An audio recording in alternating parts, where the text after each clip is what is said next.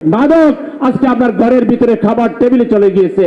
একজন মহিলা এমপি পার্লামেন্টে বলেছেন, এদেশে খাদ্যে ভেজাল আছে কিন্তু মাদকে কোনো ভেজাল নাই। প্রত্যেকটা হত্যাকাণ্ডের তদন্ত শেষ করে দ্রুত বিচার শেষ করে আসামিদেরকে, খুনিদেরকে বিচারের কাঠগড়ায় দাঁড় করাতে হবে। এই ব্যাপারে সরকারের যে শ্লথ গতি, আমরা এই গতি চাই না। অনতিবিলম্বে এই গতিকে আরো বৃদ্ধি করে আমাদের জুলাইয়ের শহীদ এবং আহত যারা হয়েছেন সেই খুনি শহীদদের খুনি যারা, তাদেরকে বিচারের কাঠগড়ায় দাঁড় করাতে হবে। সংগ্রামী ভাইরা আমার, তাই আজকে আমাদের বোধহয় ঘরে ফিরে যাওয়ার সময় শেষ হয়ে গেছে। আমরা ধারণা করেছিলাম আর হয়তো আমরা রাস্তায় আমাদেরকে বিচরণ করতে হবে না, হয়তো পার্লামেন্টে কথা বললেই হবে, হয়তো টকশোতে কথা বললেই হবে, হয়তো প্রেস ক্লাবে গোল চত্বর গোল টেবিল বৈঠক করলেই হবে। কিন্তু না, ক্ষমতাসীনরা যেভাবে তারা একের পর এক এদেশে দুর্নীতি, ঘুষ বাণিজ্য এবং আইন শৃঙ্খলা পরিস্থিতির যে অবনতি, আজকে এই ঢাকা শহর, এখানে চলার কোনো উপায় নেই। সামান্য বৃষ্টি হলে জলাবদ্ধতা। এই যে কয়েকদিন আগে বৃষ্টি হয়েছে, স্কুলের ছাত্রছাত্রীরা সাঁতার কেটে তাদেরকে পরীক্ষার হলে যেতে হয়েছে।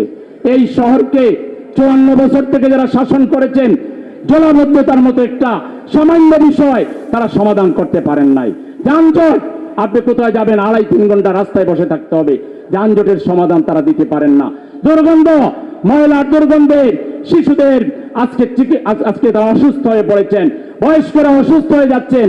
এই শহরে ফজরের নামাজে যান, এশার নামাজে যান।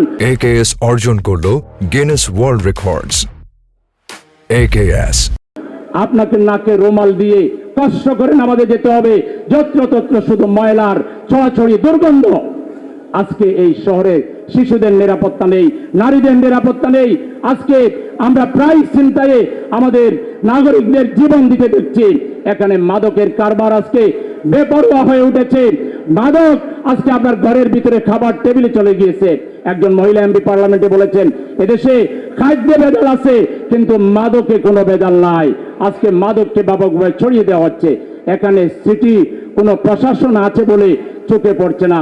আমরা ইন্টারিম গভর্নমেন্টের সময় একজন সিটি প্রশাসন পেয়েছিলাম, তার মধ্যে আমরা কিছু কাজকর্ম, কিছু খাল, কিছু রাস্তাঘাট আমরা পরিষ্কার পরিচ্ছন্ন করতে পেরেছিলাম, মশক নিধন করতে পেরেছিলাম। কিন্তু আজকে সিটি কর্পোরেশনের ফান্ড কোথায়? ড্রেনেজের ব্যাপারে মাস্টার প্ল্যানটা কোথায়? আজকে যারা সরকারি দল, আপনারা ওয়াদা করেছিলেন, আমাদের ইন্টারিম গভর্নমেন্ট যেটা করেছিল ক্রান্তিকালের জন্য তারা প্রশাসক নিয়োগ দিয়েছিল, আপনারা ইশতেহারে বলেছিলেন আপনারা সেটা করবেন না। আপনারা লজ্জা শরমের মাথা খেয়ে আপনারা এসে সেই আইনকে আবার বহাল করে প্রশাসক দিয়ে সিটি চালাতে গিয়ে আজকে নাগরিকদের দুর্ভোগের কোনো সীমা নেই। আমরা এটা চাই না। আমরা অনতিবিলম্বে সিটি কর্পোরেশনের নির্বাচন সবার আগে চাই। কে আপনারা চান? সিটি কর্পোরেশনের নির্বাচন দিয়ে জনদুর্ভোগ, নাগরিক দুর্ভোগ অনতিবিলম্বে কমানোর উদ্যোগ সরকারকে নিতে হবে।